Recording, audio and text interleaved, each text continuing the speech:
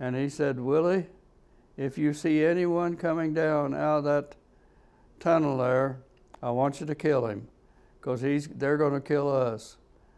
So it wasn't long, one Japanese came down, I shot him. I carried a Colt 45, and then it wasn't another minute, the one came down on the other side of the cave entrance, and I shot him too. So we got rid of two of them there. Now, I've never been proud of the thing that I said I'll kill someone, because I never felt that way. We had a lot of boys, and we can't wait to kill a Jap. I never felt that way, and it hurt me to kill someone. But sometimes you have to kill to keep from getting killed.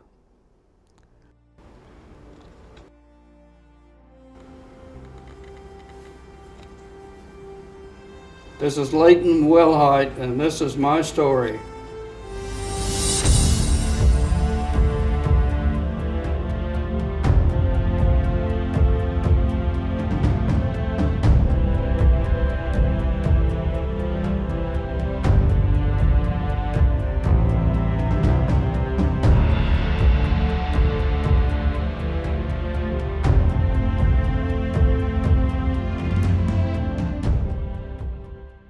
I was born in Bloomingdale, Indiana on April the 12th, 1925.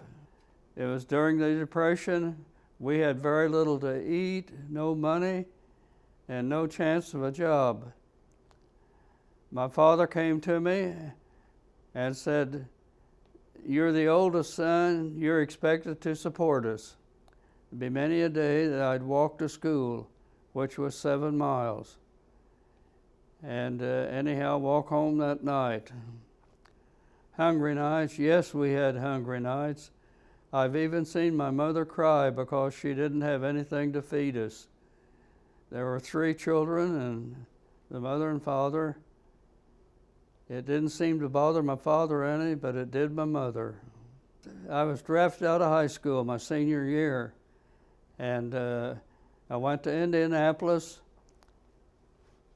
and they were placing them in the service, the boys that were in line, and they told me to go into the Army. And I said, no, I want to go into the Coast Guard. And they said, no, the Coast Guard is full up, but you're going into the Marines. And I said, well, I don't really want to. They said, it doesn't make any difference, you're going into the Marines. So that's how I went into the Marines. From Indianapolis, I went to San Diego, California. And of course, I went through boot camp there. And then I went out to Jack's Farm, which was a tank school, and trained there. Then they put me over into the 5th Marine Division as a tank driver, and we trained there. When we left the United States, we were then told when we got out on the ship that we were going to Hilo, Hawaii, and we would be stopping over there for a short stay, and then we're going into combat. Well, when we found out we were going to Iwo Jima, then we got serious on everything, and we knew then it was not going to be simple. Well, we had trained the best we could, and made sure that our tank was ready, had everything that needed to be done on it. It was ready to go. As the tanks, we were to go in last. The tanks were not needed. They hadn't been in with the infantry probably 2 hours. The word came out, we're desperate for the tanks. Get them in here. And so we started unloading the tanks. My ship that I was on pulled in first, and I did drive the lead tank off the ship, and was I scared? You better believe it. If the water was deep enough, it would drown out my tank.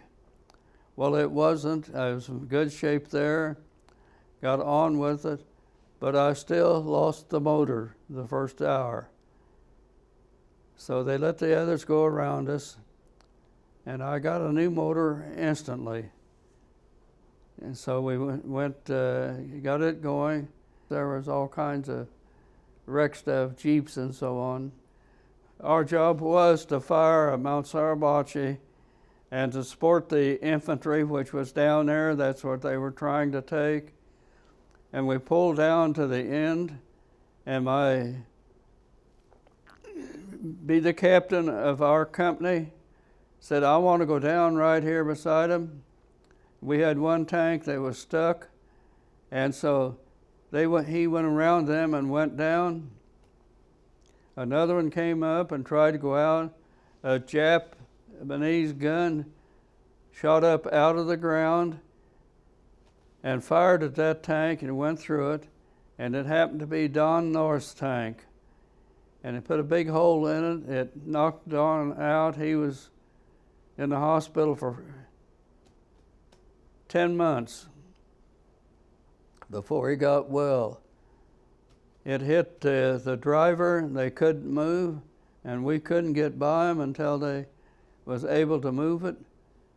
And finally they got the crane in and hooked up and got it out of the way, and we went on down. Shot went through inside, took part of Don North's leg off, but they couldn't get Don North out of the tank until 11 o'clock that night. And he was suffering all the time.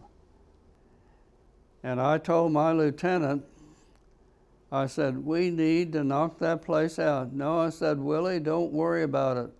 I said, hell no, we need to knock it out. So I pulled the tank so we could put a shot into it, and we did. And it really surprised them. There were Japanese in there, and all their firing equipment was to the west. Well, we were on the east coast coming in. We had changed. The west was by far the best, but we were on the east. We got pretty close to it. I'd say 5 or 6 feet from it, where the opening was, and they fired directly into it with the 75. Now, shells were very limited for the 75s. They were about out, and we were limited on what we could fire. We were told, you make sure you're going to do some good with it before you fire it. It was the first day, and we pulled in the park, and all of a sudden I saw a Japanese, just really a small one, walking toward us with a big charge in his, and that was at the first big hill, trying to get on our tank with us. My assistant driver, Burris, fired his .30 caliber machine gun and took him down, and that charge blew up that boy had. It blew him to pieces, and his head was even on the tank on the other side that I had to clean off. We had to clean all the flush and everything off the tank, or it would make an odor that we couldn't stand. So we cleaned that off. But and anyhow, was I scared doing it? Absolutely. The Japanese were firing at us, and they were missing me enough that they would hit the tank. And they threw the skull off, and we took the other off and got the tank ready to go for the next day. I said something to my lieutenant. I said, Dusty, that's the shortest, smallest Japanese I've ever seen. He said, Willie, we think it's one of the 14-year-old boys that they have brought in. Said they brought in 89 little boys, and they were going to give up their life to save their nation. He said they agreed that they were dying for the emperor. I just lacked that much handing my last days while I was parked there. I was inside the tank looking through my periscope, and they shot out my periscope, and the bullet came inside and came down and stopped maybe a ½ inch from my eyes. And so I thought that finished me off, but it didn't. They handed me another periscope, and we went ahead. We were at Hill 362, called there. We had pulled into where the base of the mountains were, the entrance to it. And I looked up on a ladder, and I called my lieutenant.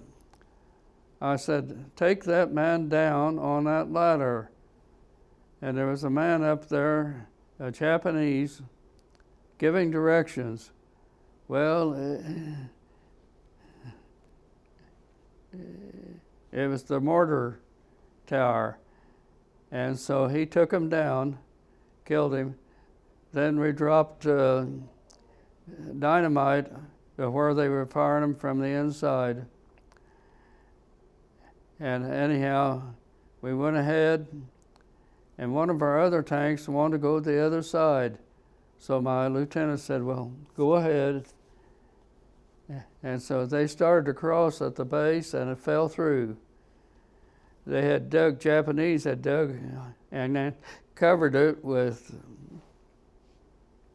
limbs or whatever they could have to cover it with. You couldn't see it. Well, we had to back up and hook onto it, that tank, and pull it on through. Now, you were talking about the Bronze Star. When we were there, my lieutenant had a call come in for him and 2 of his men to come here to help us. We need help, and that was on the other side of the entrance. And I said, the lieutenant said, "I want 2 volunteers to go with me." Not a one volunteered. He said, "I want 2 volunteers, or I will select 2 volunteers." I said, "Dusty, I'll go with you." So I went with him, and one of the other tank drivers that had pulled in went with us too. Well, you were talking about the Bronze Star. That's what I received the Bronze Star for, was going with the lieutenant and supporting him. Well, we went ahead, we got through, got that tank out, and we got through ourselves with solid ground a little later. Well, I'll tell you what, I don't want it to seem like I'm bragging on anything. And so anyhow, I carried a .45, and I was standing right within 20 feet of the base, probably 15 feet. And Dusty said that he was going to go around there and for me to guard, and if I saw a Jap, to shoot him. Well, I was standing there, and it wasn't long till a Jap came out, so I did shoot him. And it wasn't another minute till another one came out on the other side, and I shot him too. And that's what I received the Bronze Star for. Yes, it was scary, and I was scared. I was a young kid, and I was scared. Could you please tell us, sir, to be in that position at such a young age, when you had to fire at the enemy, what was that like? Well, it was to fire or get killed yourself. So that's what I was doing, trying to protect myself and our group. But I fired my pistol many times and took them down. And I was shot at many times. And believe me, when you're shot up close and they've missed you, you say your prayers all the way through. Well, of course, the Japanese had no flamethrowers. We had them. And anyway, I pulled up along, they were all fenced in. I don't know why there, but they were. And anyhow, one of our boys hit him with a flamethrower, hit two of them, and one of them went down instantly and he burned up. But this other one had flame that hit his back, probably in a 6-inch piece on his back that was burning, and it killed him. And I watched him go down. Now I will tell you, it hurts to see anyone die, even your enemy go down. But then you realize that it's either you or him. And so that's the thing that we worried about. We'd take him down. I think I learned my lesson then, that I fought more dearly to get rid of them than I did before. They carried a knife in their mouth and crawled like a snake when they were trying to get to you. And I can remember several cases where we got them at the last minute. We'd see them enough we could fire. But I had one case that was different. The dogs, they had dogs there and canines. And anyway, I was talking to the owner, or the guy in charge of it, his care, and he was telling me all about him, and all of a sudden, this dog gave out one bark and like a gargle in his throat. And this caretaker grabbed his gun and fired at a subject that was coming our way. And I said, my God, that could have been an American. He said, no, you will find out that was a Japanese. He said, I want you to come and see for yourself tomorrow morning. And I said, well, how did you know? He said, that dog told me. And it wasn't probably 2 or 3 days later that his dog got killed. And if you ever seen anyone go to pieces, he did. That dog meant everything to him. It was a German Shepherd. We went to the rear to set up a place to spend the night. And I hadn't even got out of my tank till a man at the other edge of and this was an airstrip, hollered over and said, send someone up over to help me. And my lieutenant said, Willie, go over there and help him. So I walk over there, and he was loading dead Marines up for burial. And he had a little truck, and I helped him load 2. And we came up with the other from, they were down low, we had to carry them up. He came up with them, and I said, or the guy that brought him up said, I want to show you this one. And he unzipped the carrier, and he was a mess. And he said, this is Sergeant Basilone. I did not know who Sergeant Basilone was. I'll be honest about it. So I said something to my lieutenant when he come back. He had called me back to the tank, said, we've got to go on. And so I asked him, I said, who was Sergeant Basilone? He said, Willie, you don't know? I said, no, sir, I don't know. He said, probably the most famous fighter that we've ever had. And I read his history, and he was. We were scared all the way through. I won't lie to anyone. You always think this is my last day or last hour. There was a Marine who was trying to get my attention. My lieutenant said, Willie, we were up at the top of this hill, and he said, see what that boy wants. So I raised my hatch up and I said, can I help you? He said, yes, can I ride with you down to the bottom of the mountain here, and I'll show you where the fire is coming from. So I said, Dusty, and I told him the story, and he said, yes, we'll help him.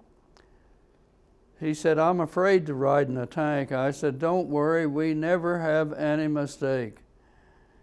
And so he said, well, okay.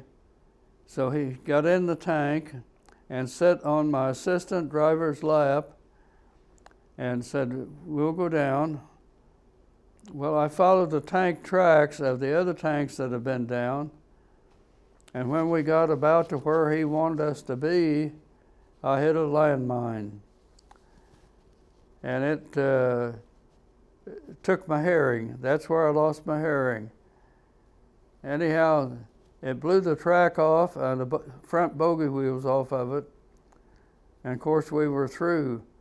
My lieutenant said, Willie, you didn't see that? I said, no, sir. Hell no, I didn't see it. Well, he said, we'll try to get out of it. So he called for help, and they couldn't give us any. So he called then for one of the other tanks to come down behind us and hooked onto us. We had cables as big as my arm, and they will pull us and straighten us up, and we'll back up to then. So we backed up to the top of the hill where we were safe, and this man had already got out down there and run up the hill himself, and I don't know if he made it. But we got up there, and they got the crew in to repair it, and they had the tank ready to go the next morning when we were ready. But yes, we lost a lot of valuable time. What was that like? What did it feel like when you hit the mine, sir? You feel scared as hell. You were scared and you are scared. Oh, it raised the tank off the ground. And when it settled down, then we knew that we were through. Now, I've never been proud of the thing that I said I'll kill someone, because I never felt that way. We had a lot of boys that we can't wait to kill a Jap. I never felt that way. And it hurt me to kill someone. But sometimes you have to kill to keep from getting killed. So we went all the way through. You know, what doesn't get talked about as much is the fact that you survived the war and you didn't get wounded, but you had your innocence stolen from you. Mm-hmm. You know, you were so young and you were forced to be in a position and do something that no one should ever have to do. That is correct. And I will tell you this, I was scared. And you can't believe how scared I was. There are times that I'd be crying that I shouldn't have been. But I was still able to put the tank any place that my lieutenant called for. He was my boss and I obeyed him. Well, when the battle ended, we didn't have any idea that it was over with. And the word came down from top management, it's all over, boys, we've taken it. And so we left from there and came out, and a general directed us to the cemetery, the American cemetery, the 5th Division, and we had prayer and so on there with it. And I'm trying to think, one of the things he told us. Oh, he told us this. I don't see a single hero out there. Every Marine I see standing there is a hero. And that was his comment to us. What life advice would you like to give to future generations? And what my advice? For future generations, sir. Stay out of war if you can, but defend your country if you have to. When your friends and your family think about you in the future, what kind of man would you like them to think of you as, sir? Well, probably more than what I've been.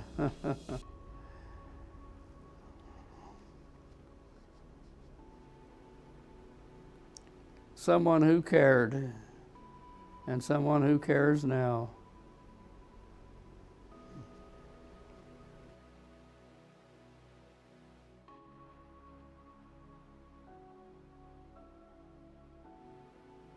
Here you go. I'm a World War II veteran, and I'd like for there to be peace in the world. Amen. Amen. God bless you, Mr. Willhite. Hi, everyone. This is Rishi Sharma. I'm the one who interviews all the World War II veterans. Today, I'm privileged to be with World War II hero Jack Moran. And I just want to ask you, whoever's watching, please consider supporting my efforts to document the World War II veterans. It costs a lot of money to travel and meet the veterans and videotape them and get the interviews edited. And any donations go towards getting these heroes preserved forever. I'm a combat veteran of World War II, fought in Europe with George Patton. It'd be great if you people, many of you, would help support Rishi's work. He's done a great job for several years. He's one of the few people really keeping alive the memory of all the people who died with me, protecting everybody's rights and protecting our democracy. If you could help, that would be just most appreciated. And he'll continue to do this great work, and you'll be helping, impressing a great number of people and getting them to know about the sacrifices that were made to keep this country safe. So please help. Absolutely. Thank you for saying that, sir. People like Jack Moran deserve to live forever, and with your help, he can. These stories will go on for eternity, educating future generations about the true sacrifices made by a bunch of young kids who are willing to put their lives on the line so we wouldn't have to. Amen. And God bless the World War II veterans.